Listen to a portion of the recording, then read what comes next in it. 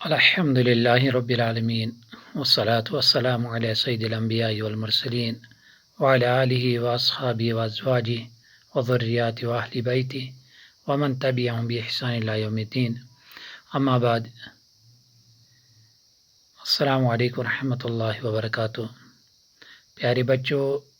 ہم امید کرتے ہیں کہ اللہ کے فضل و کرم سے آپ سب خیر و عافیت سے ہوں گے۔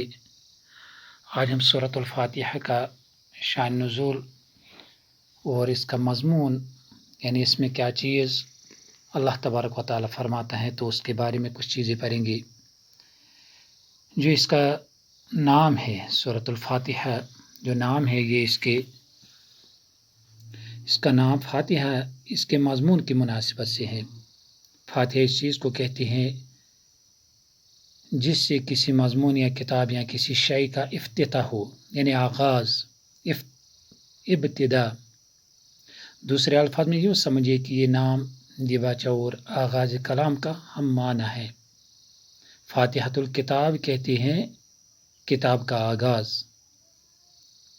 کتاب کی ابتدا کس سے ہوتی ہے؟ سورۃ الفاتحہ سے۔ تو شان نزول اس کا یہ ہے کہ جو زمان نزول ہے یہ نبوت محمد صلی اللہ علیہ وسلم کے بالکل ابتدائی زمانے کی صورت ہے، بلکہ معتبر روایت سے معلوم ہوتا ہے کہ سب سے پہلی مکمل سورہ جو محمد صلی اللہ علیہ وسلم پر نازل ہوئی، مکمل سورہ، کمپلیٹ سورہ جو محمد صلی اللہ علیہ وسلم پر نازل ہوئی وہ یہی ہے، کیونکہ اس سے پہلے کچھ آیتیں نازل ہوئی تھی سورہ علق کی، سورہ مزمل یا سورہ مدثر کی، لیکن وہ چند کچھ آیتیں تھی۔ سورہ علق کی 5 آیتیں، سورہ مزمل کی کچھ آیتیں، سورہ مدثر کی کچھ آیتیں، اور وَأَنذِرْ عَشِيرَتَكَ الْأَقْرَبِينَ۔ اس کے بعد جو کمپلیٹ سورہ ہے تو وہ سورۃ الفاتحہ ہے۔ اس سے پہلے صرف متفرق آیات نازل ہوئی تھی جو سورہ علق، سورہ مزمل اور سورہ مدثر وغیرہ میں شامل ہیں۔ جو مضمون ہے اس کا، یعنی اس میں جو اللہ تبارک و تعالیٰ نے اصل چیز جو فرمائی ہے وہ دراصل یہ سورہ ایک دعا ہے۔ یہ سورہ ایک دعا ہے جو اللہ تبارک و تعالیٰ اپنے بندوں کو سکھا رہا ہے، جو خدا نے ہر اس انسان کو سکھائی ہیں جو اس کی کتاب کا مطالعہ شروع کر رہا ہو۔ کتاب کی ابتدا میں اس کو رکھنے کا مطلب یہ ہے کہ اگر تم واقع اس کتاب سے فائدہ اٹھانا چاہتے ہو تو پہلے خداوند عالم سے یہ دعا کرو، کیونکہ ہم اس کے متلاشی ہیں، ہم چاہتے ہیں کہ ہمیں سیدھا راستہ اللہ تبارک و تعالیٰ دکھائے، تو سب سے پہلے ہمیں اللہ کی حمد و ثنا بیان کرنی چاہیے۔ تو اللہ نے خود ہی ہمیں دعا کا طریقہ سکھایا ہے کہ کس طرح تم کو دعا کرنی چاہیے، اور وہ سورۃ الفاتحہ کی صورت میں ہمارے سامنے ہے۔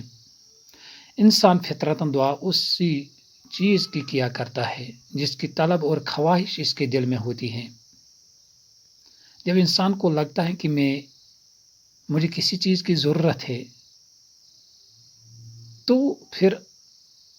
ایک انسان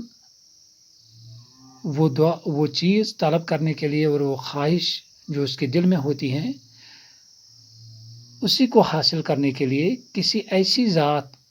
سے درخواست کرتا ہے، کسی ایسی ذات سے دعا کرتا ہے جس کے بارے میں اس کو پورا اطمینان ہوتا ہے، پورا یقین ہوتا ہے کہ اس کے پاس وہ چیز ہے، تبھی تو وہ اس سے طلب کرتا ہے وہ چیز۔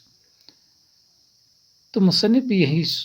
فرماتا ہے کہ اسی صورت میں کرتا ہے جبکہ اس سے یہ احساس ہو کہ اس کی مطلوب چیز اس ہستی کے اختیار میں ہے جس سے وہ دعا کر رہا ہے۔ کیونکہ اگر کسی کو یہ یقین ہو کہ جس سے میں کچھ چیز مانگ رہا ہوں اس کے پاس بھی وہ نہیں ہے، تو وہ اس کو کیوں کر مانگے گا؟ تو اسی لیے اللہ تبارک و تعالیٰ ہر چیز علی کل شیء قدیر ہے، تو ہمیں اسی سے ہر صورت میں اور ہمیشہ مانگنا چاہیے۔ قرآن کی ابتدا میں اس دعا کی تعلیم دے کر گویا انسان کو یہ تلقین کی گئی ہے کہ وہ اس کتاب کو راہ راست کی جستجو کے لیے پڑھے۔ جو راہ راست ہے، وہ جو صراط مستقیم ہے، اس کو تلاش کرنے کے لیے پڑھے، طلب حق کی سی ذہنیت لے کر پڑھے، طلب حق، جو طالب حق حق کو تلاش کرنے والے کسی ذہنیت لے کر پڑھے، جس کو حق کی تلاش ہوتی ہے، جو چاہتا ہے کہ مجھے وہ چیز ملے جس پر اللہ اور اللہ کا حبیب راضی ہو، جو حق چیز ہو، اور یہ جان لے کہ علم کا سرچشمہ خداوند عالم ہے، علم کا جو اصل ہے، جو مین ہے، جو متن ہے، جو سرچشمہ ہے، وہ صرف اور صرف خداوند عالم ہے۔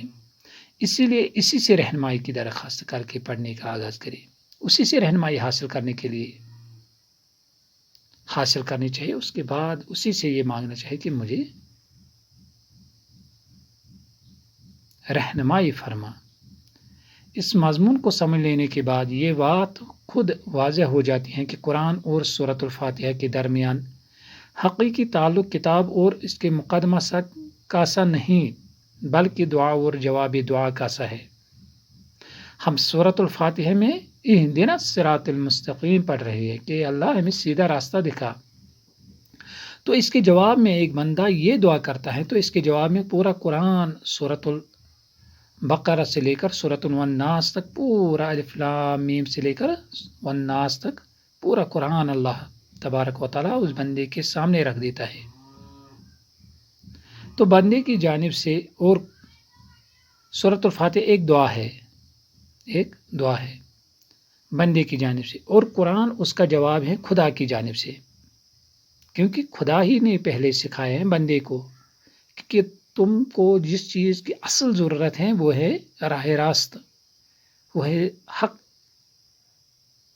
کا راستہ، تو وہ خدا نے ہی ہم کو بتایا ہے۔ تو اب ہمیں کیسے پتہ چلتا کہ سیدھا راستہ کون سا ہے؟ اس کا جواب اللہ تبارک و تعالیٰ نے پورے قرآن کی صورت میں ہم کو عطا فرمایا ہے، اور قرآن اس کا جواب ہے خدا کی جانب سے۔ بندہ دعا کرتا ہے کہ اے پروردگار میری رہنمائی کر، جواب میں پروردگار پورا قرآن اس کے سامنے رکھ دیتا ہے کہ یہ ہے وہ ہدایت و رہنمائی جس کی درخواست تو نے مجھ سے کی ہے۔ تو سورۃ الفاتحہ ایک دعا ہے جو بندے کی جانب سے کی جاتی ہے، تو اللہ تبارک و تعالیٰ اس کے بدلے میں پورا قرآن اس بندے کے سامنے رکھ دیتا ہے کہ یہ ہے وہ سیدھا راستہ جس کو تم تلاش کر رہے ہو، کیونکہ اس میں دونوں راستے ہیں، وَہَدَيْنَاهُ النَّجْدَيْنِ، جنت کا راستہ بھی ہے اور جہنم کا راستہ بھی ہے۔ اس میں حضرت آدم کا بھی تذکرہ ہے اور اس کے بیٹوں کا بھی تذکرہ ہے، اس میں قابیل اور حابیل، اس میں حضرت نوح علیہ السلام اور اس کی قوم کا تذکرہ ہے، اس میں حضرت لوط اور اس کی قوم کا تذکرہ ہے، اس میں حضرت ابراہیم اور نمرود کا تذکرہ ہے، اس میں حضرت موسیٰ اور فرعون کا تذکرہ ہے، اس میں جناب محمد رسول اللہ صلی اللہ علیہ وسلم کا بھی ذکر ہے، اور ابو جہل ابو لہب کا بھی ذکر ہے، ان کا کریکٹر بھی ہے، ایک طرف ہے صراط مستقیم، ایک طرف ہے صراط جحیم۔ اب جو اعمال، جس قسم کے ہم اعمال کریں گے،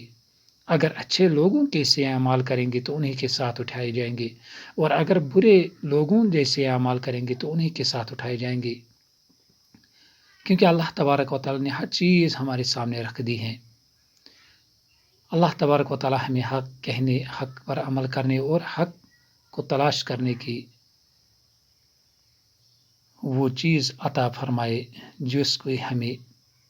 اصل ضرورت ہو۔ سبحانک اللہم و بحمدک اشہد ان لا الہ الا انت استغفرک و اتوب الیک۔